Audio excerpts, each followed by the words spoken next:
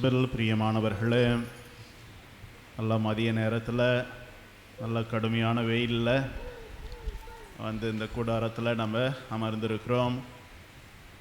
ஆண்டவருடைய ஆசிரை பெற்றுக்கொள்வதற்காக அந்தோனியாருடைய பரிந்துரை வழியாக நமக்கு தேவையான அற்புதங்கள் கிடைக்கப்பெற நாம் இங்கே வந்திருக்கிறோம். அன்பார்ந்தவர்களே, நான் மேஜர் செமினரியில் படிக்கும் பொழுது குருமடத்தில், பெரிய குருமடத்தில் ஏறக்குறைய 25 ஆண்டுகளுக்கு முன்னதாக தியாலஜி படிக்கும் பொழுது எங்களுக்கு ஒரு குருவானவர், பேராசிரியர் உதயகுமார் என்கிற பேராசிரியர் எங்களுக்கு பிப்ளிக்கல் தியாலஜி எடுத்தார், விவிலிய இறையியல் எடுத்தார். ஏறக்குறைய 90 வகுப்புகள்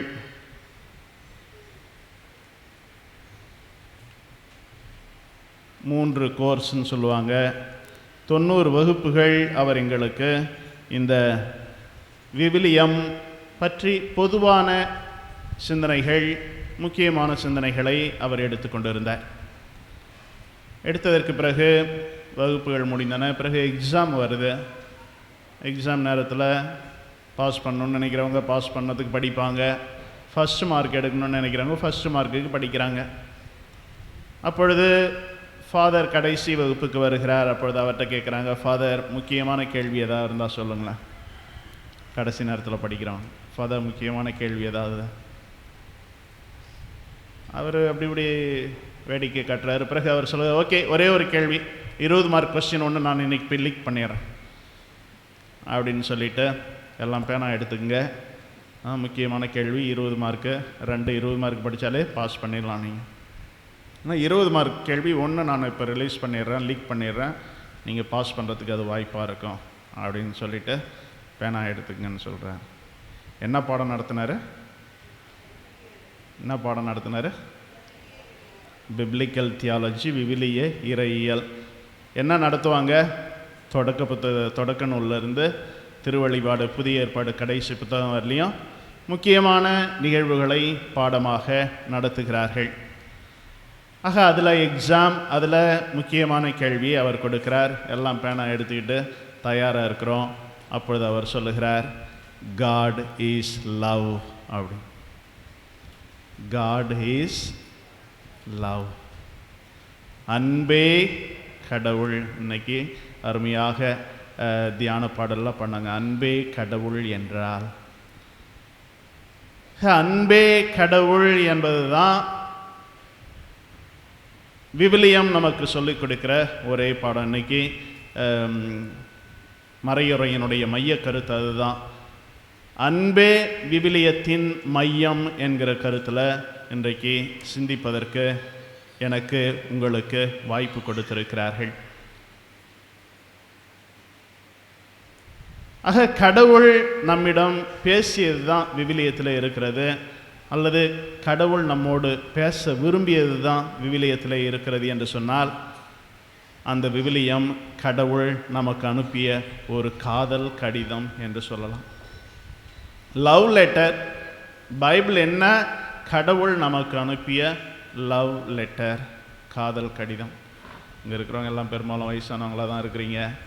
சின்ன பிள்ளைங்களுக்கு இப்போ லவ் லெட்டர்லாம் வர்றதுல எல்லாம் எஸ்எம்எஸ், வாட்ஸ்அப் என்று அவர்களுக்கு வந்துடுச்சு.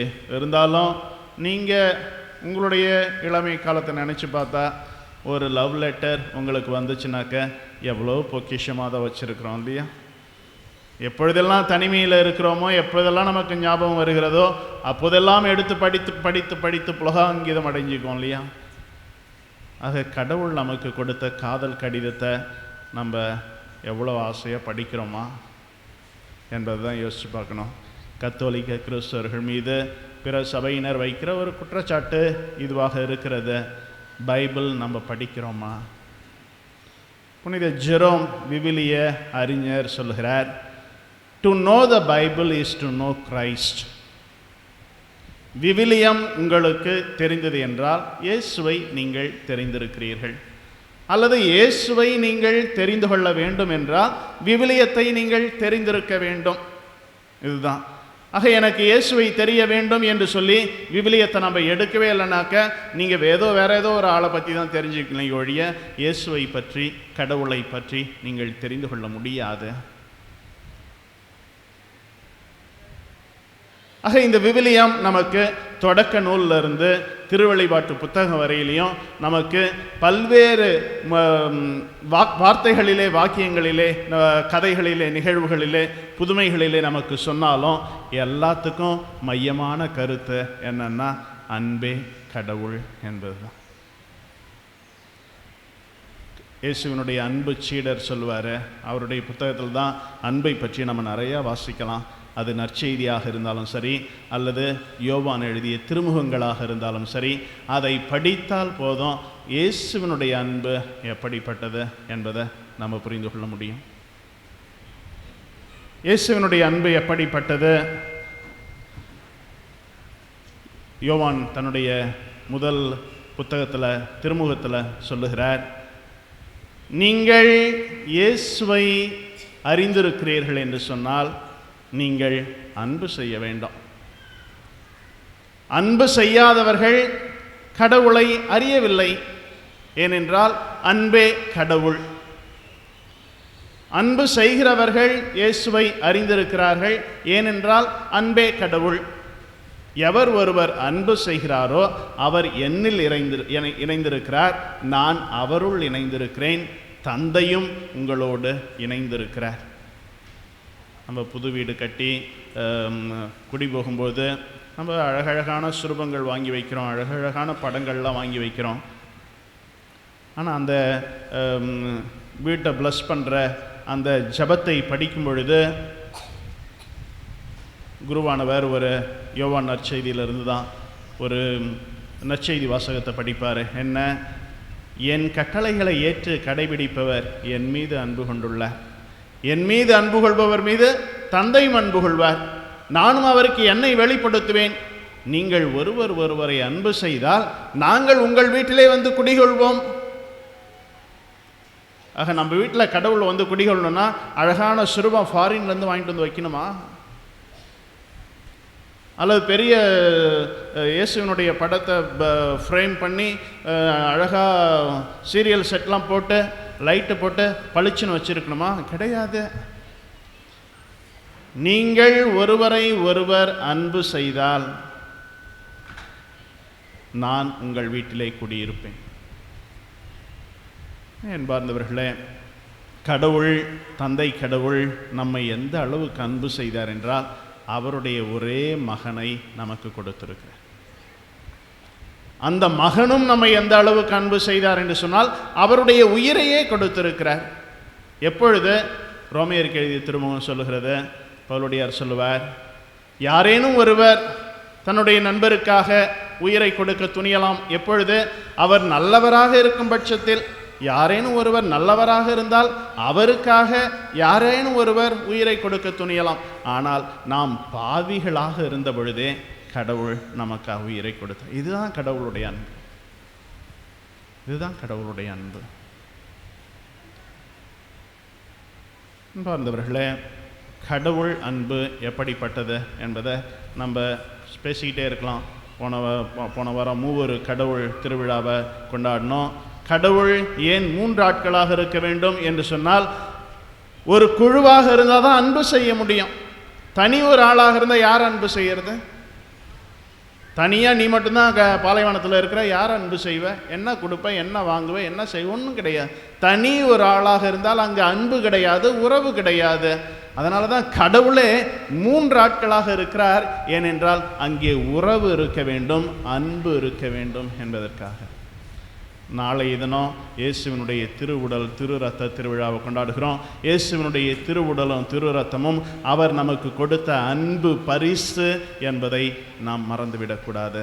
அதற்கு அடுத்த வாரம் நாம் இயேசுவினுடைய திரு இதய திருவிழாவை கொண்டாட இருக்கிறோம்.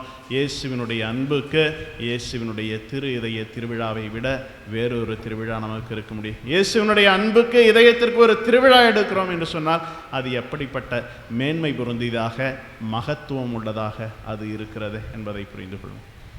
அன்பார்ந்தவர்களே, கடவுள் நம்மளை இந்த அளவுக்கு அன்பு செய்கிறாரு. இயேசுவினுடைய திரு இதய பக்தியை பரப்பிய மார்கரெட் மரியம்மாளிடம் இயேசு வெளிப்படுத்துகிறார். மார்கரெட் மரியம்மாட்ட சொல்கிறாரு, நான் இந்த மக்களை இவ்வளவு அன்பு செய்தேனே, ஆனால் எனக்கு பதிலாக கிடைத்தது அவருடைய நன்றி கெட்டத்தனம்தான் என்று சொல்லுகிறார். என்னது? அவருடைய நன்றி கெட்டத்தனம் தான் எனக்கு பதிலாக கிடைத்தது, அந்த அன்பு எனக்கு கிடைக்கவில்லை என்று சொல்லி அவர் வருத்தப்படுவதை நம்ம பார்க்கணும். அன்பார்ந்தவர்களே, நாம் அந்த கடவுளுக்கு நம்முடைய அன்பை காட்டுகிறோமா? இன்றைக்கு நற்செய்தி வாசகத்தில் நம்ம படித்தோம், விவிலியத்தினுடைய மையம் அன்பு என்று படித்தோம். இன்றைக்கு நற்செய்தி வாசகத்தில் ஒரு திருச்சாட்ட அறிஞர் இயேசுவிடத்தில் வந்து, ஆண்டவரே, எல்லா கட்டளைகளையும் முதன்மையான கட்டளை எது? பழைய ஏற்பாட்டை ரெண்டாக பிரித்தாக்க, ஒன்று சட்டங்கள், இரண்டாவது பகுதி இறைவாக்கு நூல்கள் என்று சொல்லலாம். ஆக பழைய ஏற்பாடு சட்டமும் இறைவாக்கும் அடங்கியது தான் பழைய ஏற்பாடு. முக்கியமாக மோசேசன் எழுதிய அந்த முதல் 5 நூல்கள் சட்டங்கள் என்று சொல்லப்படுகிறது. அப்பொழுது ஆண்டவர் சொல்லுகிறார், உன்னுடைய முழு இதயத்தோடு, ஆற்றலோடு, மனதோடு கடவுளை அன்பு செய், அதுபோலவே நீ மற்றவனையும் அன்பு செய். இதுதான் சட்டமும் இறைவாக்கு நூல்களும் சொல்லுகின்றன. எல்லா சட்டங்களும் எல்லா இறைவாக்கு நூல்களும் இதிலே தான் நிறைவடைகிறது என்று அவர் சொல்லுகிறார். ஆக விவிலியத்தை முழுவதும் நீங்கள் கடைபிடிக்கணும்னு விரும்புகிறீங்களா? கடவுளை அன்பு செய்யுங்க, மனிதரை அன்பு செய்யுங்க. இது 2 தான். பிறகு அந்தோனியாருடைய வாழ்க்கைக்கு வருகிற பொழுது அவர் இதை செய்தாரா என்றால் கண்டிப்பாக அவர் செய்தார். அந்தோனியார் மட்டுமல்ல, இந்த இறைப்பணி செய்ய வருகிற யாராக இருந்தாலும், பொது பணி செய்ய வருகிற யாராக இருந்தாலும், கடவுள் அன்பு இல்லை என்றால் அவர் மக்களை அன்பு செய்ய முடியாது.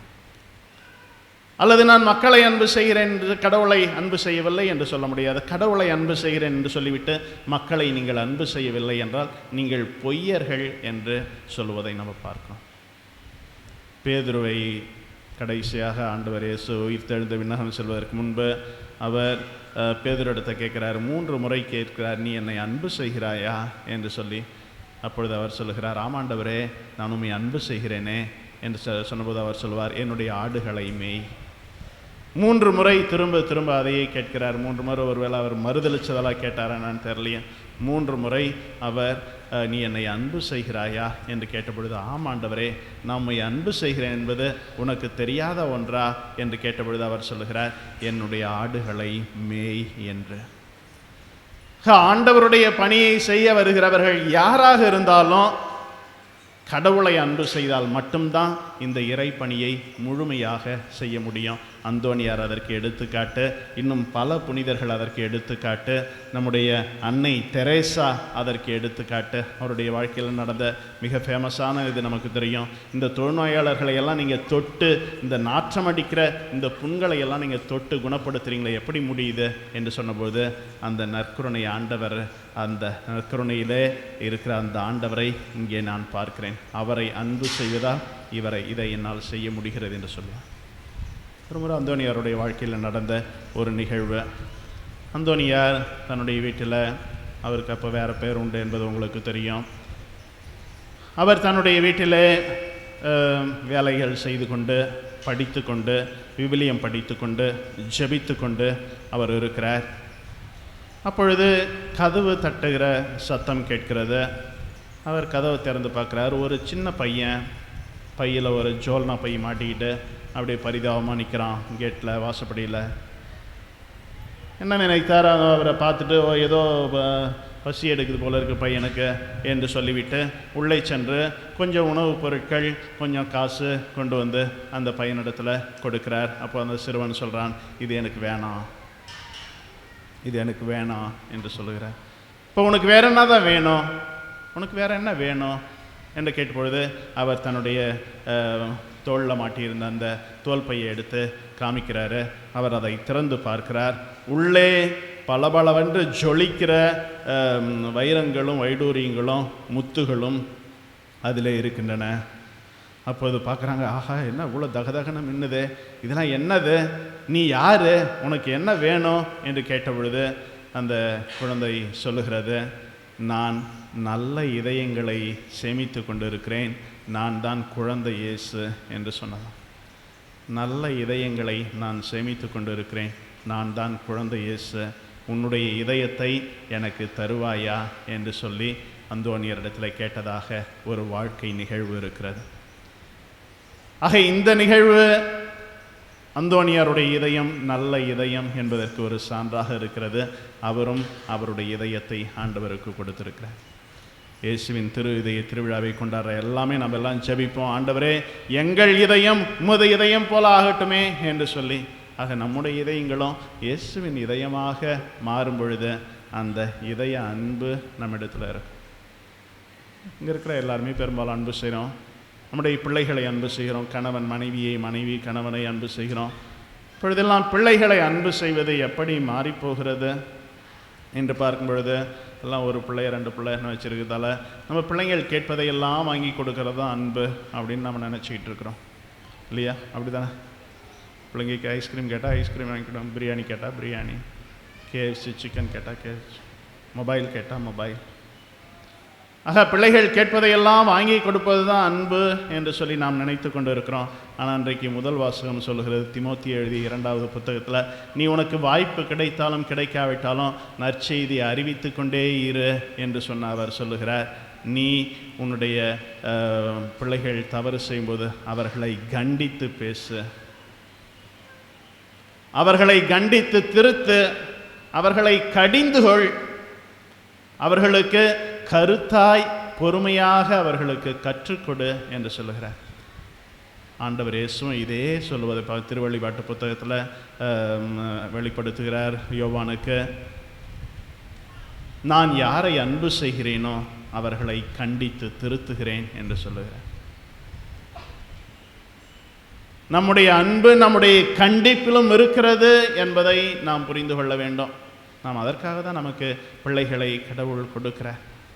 எனவே அன்பார்ந்தவர்களே, சுருக்கமாக நாம் மனதில் வைத்து கொள்ள வேண்டுமென்றால் அன்பே கடவுள். வேறு எது இருந்தாலும் இந்த அன்பு இல்லைனாக்க எதுவுமே கிடையாது, நாம் ஒன்றுமே இல்லை என்பதை 1 கொரிந்தியர் 13வது புத்தகத்தில் நம்ம வாசிக்க கேட்டோம்.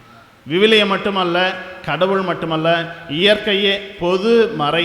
திருவள்ளுவரே அதுதான் சொல்கிறாரு இல்லையா? அன்பின் வழி அது உயிர்நிலை, அது இல்லையே எலும்பும் தோலும் போர்த்தி உடம்பு என்று சொல்லும். உன்ட்ட அன்பு இருந்தால் தான் உன்ட்ட உயிர் இருக்குதுன்னு அர்த்தம். எனவே அன்பார்ந்தவர்களே, அன்பே கடவுள் என்பதை உணர்வோம், அந்த அன்பை நாம் அனுபவிப்போம், அந்த அன்பை நாம் பகிர்ந்து கொள்வோம். நம்முடைய பிள்ளைகள், நம்முடைய ஊரார், நம்முடைய நாடு என்று நம்முடைய அன்பு பறந்து கொண்டே விரிந்து கொண்டே செல்லும் பொழுது கண்டிப்பாக நாமும் கடவுளின் சாட்சிகளாக, அன்பு சாட்சிகளாக நாம் இருக்க முடியும் என்பதை உணர்ந்தவர்களாக இந்த அன்பு என்கிற வரம் நாம் பெற்றுக்கொள்ள வேண்டும். கடவுள் அன்பை அனுபவிக்க, மனித அன்பை நாம் பகிர்ந்து கொள்ள இந்த திருப்பலியிலே நாம் வர வேண்டுவோம். ஆமென்.